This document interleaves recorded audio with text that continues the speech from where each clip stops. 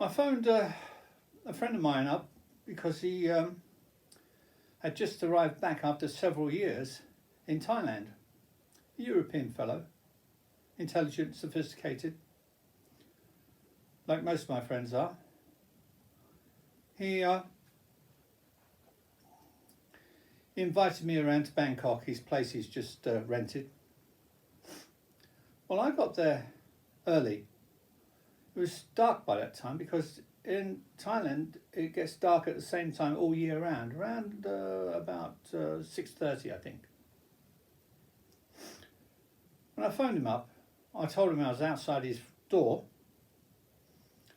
and he said he'd be there in the next 30 minutes, and for me to wait.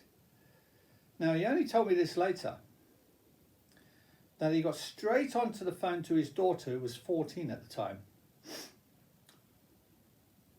And he told her not to open the door to me, not to answer the door, and appear as if the place was empty. So I did. I thought the place was empty. I waited patiently, and he turned up. And I got to meet the daughter. I saw her years before when she was 8 years of age. I was with my wife at the time.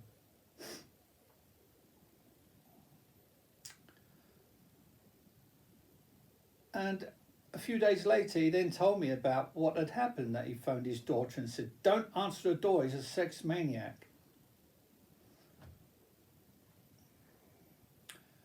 And being a writer, I thought I might as well write about this because it is a situation that plagues us. There are men out there who go around raping girls, mainly young girls. So as I started thinking about rape and the feelings that go on, the first thing what came to me was that I control my feelings. I don't go around raping girls because I control myself. But then I realised that wasn't true. I don't have to control anything. I don't get the feelings in the first place.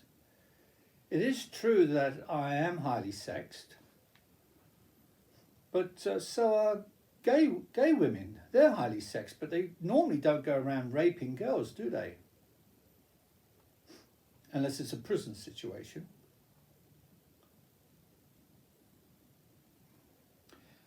And I realised that men who do rape, who can't accept no, or certain situations where you don't even try to chat the girl up. And just a reminder, if you like my videos, please give me a thumbs up and hit the subscribe button. Thank you. These men are experiencing things that I've never ever experienced. And then to try and understand their experiences, I started thinking about other people with other problems where they can't control themselves. Certain people out there, they constantly wash themselves, and yet their hands, their skin, it starts to dry out and starts to get chapped, and it hurts them because you get wounds breaking out there between the skin cells. And they know that they shouldn't do it, but they carry on doing it. They can't stop doing it. It's like a habit.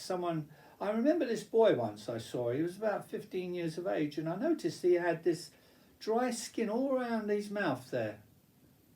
It was about 1/2 inch wide, going all the way around, and I was thinking, that's odd, I wonder how he got that. And as I watched him, suddenly his tongue came out and licked all the way around without him even thinking about it. Now, if he used his common sense, which he obviously wasn't, he would have realised what's going on and got some cream and put some cream around there, and maybe even covered the whole thing up with tape. So if he did try to lick, he would be licking the tape, not his skin. Or maybe some nasty tasting cream even to stop him. He just has to get out of the habit. But of course, I was thinking that we're probably talking a bit more than just a habit when it comes to certain situations such as rape. Those men who feel this very strong feeling. And of course, the rest of us, not me, but most people, they accuse these people of all sorts of things because they can't control their feelings. But then I started to think much wider situation where people can't control their feelings. Hence wars. People can't control their feelings. They can't say, okay, let's agree to disagree and not have a war. That doesn't happen, does it?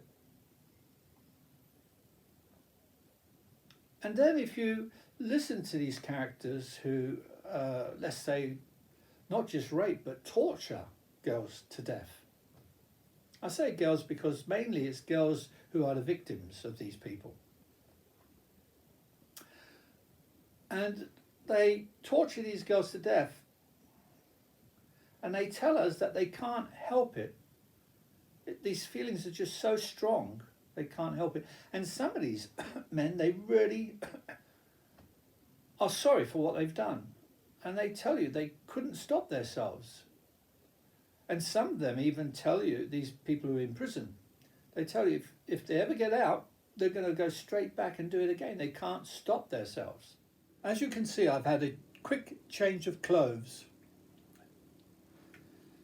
I simply wanted to finish off this video by saying that these people can't change. And we've got to get rid of this religious understanding about people, that people are special, humans are special. They're not. Some humans just deserve to be killed, got rid of. They're just too evil to have in our society. So that's what we have to do. Forget about religion, change the laws and put these people to death as quick as possible.